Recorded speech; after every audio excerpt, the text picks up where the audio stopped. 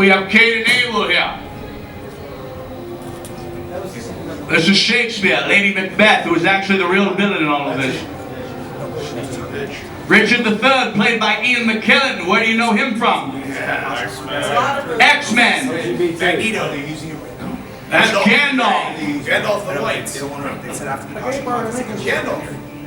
Okay, now this is Iago from Shakespeare's Othello. But anybody have any idea who this actor is or who his famous brother is? Wait, isn't he descended from John Wilkes Booth? That is John Wilkes Booth's brother. Wow. Playing Iago. He was the actor of the day, ladies and gentlemen. Yeah, that's definitely really like yours. He was the one that was. Here's your first impression of Frankenstein. Far from the square-head, bolted-neck, stupid monster.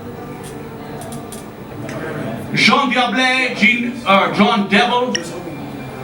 Interesting thing about him, in one of his stories, he creates armored war boats to destroy Napoleon and take over India. Now, if you want a real-life supervillain, here's one from the early 20th century.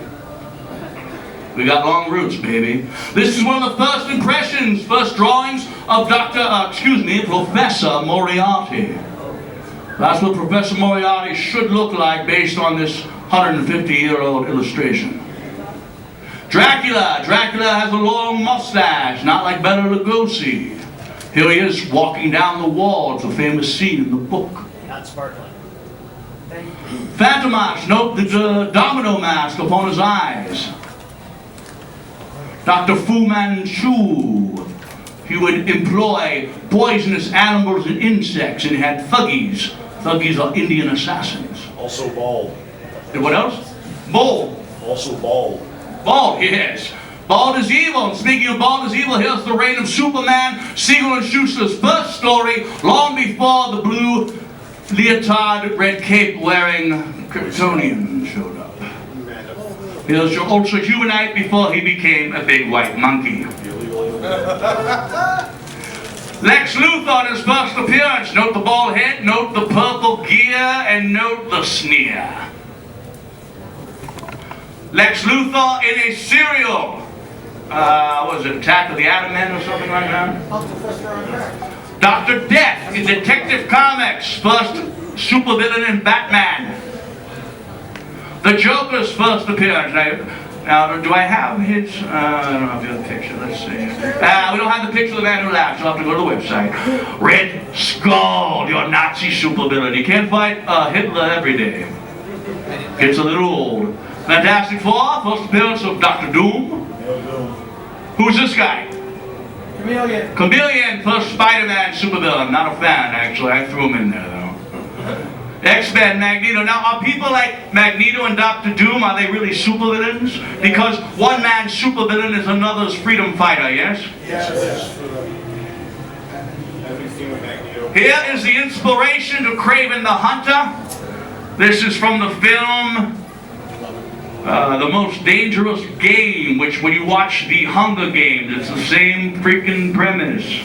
You go run away, I hunt you. By the way, he was Russian, just like Kraven as well. Same mustache. Who's this guy? Ming the Merciless. Ming the Merciless. No, that's bald, baby. Hail Ming. Hail Ming. Get to me. This actor's name is Todd Slaughter. He's famous for playing the robber barons with their stove-top hats, their cloaks, the walking canes. It's a good trope. A handlebar mustache. Yes, and the twirling mustache. Here we have the Black Lightning from the Fighting Dogs. Obviously an inspiration of Darth Vader, no? This is not a Klansman. This is someone known as the Hooded Terror. And the Scorpion. These are all influenced by Phantomas and his all-black gear. Who's this? Dr. No. Dr. No. So when you listen to the James Bond theme song, in actuality, that is not the James Bond theme, that's the Dr. No theme. So the so-called James Bond theme is really a supervillain. That gives me pleasure. No supervillain, no freaking story, right? Don Pleasance Yeah, that dude. as Blofeld with the cat. We have our Klingons, we have Grand Moff Tarkinen, and we rounded off with Darth Vader and modern supervillain. Yeah, he is underneath, isn't he? Yes, he is. Okay, next up, I want to introduce to you